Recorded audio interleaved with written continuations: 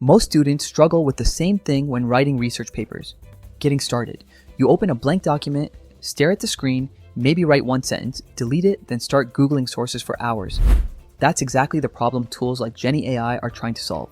If you've never heard of it, Jenni AI is basically an AI writing assistant designed specifically for academic writing, things like research papers, essays, and literature reviews, but instead of just generating random paragraphs like most AI tools, it works more like a writing partner. So in this quick Jenni AI tutorial, I'll show you how beginners actually use it to write a research paper faster. First, go to the official website and create an account. Once you're inside, start a new document and type your research topic. Jenni AI immediately begins suggesting sentences and ideas as you write, almost like autocomplete for academic writing. This helps a lot with writer's block because you're not starting from zero. Step 2, build your paper structure. Jenni AI can generate outlines for your introduction, methodology, and conclusion so your research paper follows a logical flow. Instead of guessing the structure, you start with a clear roadmap.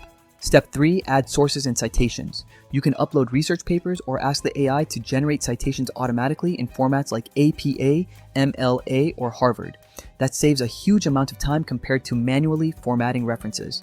Step 4, refine and polish. Jenni AI can paraphrase sentences, summarize research papers, and improve the clarity of your writing so the final document sounds more academic. Now, quick pros and cons. The biggest advantage is speed. You can go from idea to structured draft much faster. It's also beginner friendly, especially for students writing their first research papers. The downside, you still need to fact check sources and edit the content yourself.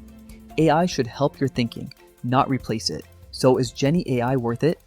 If you write research papers regularly, it can seriously speed up the process. But if you only write occasionally, you might not use it enough to justify the cost. Used the right way, Jenni AI doesn't write the paper for you. It just makes the whole process a lot less painful. Thanks for watching. Catch you in the next one.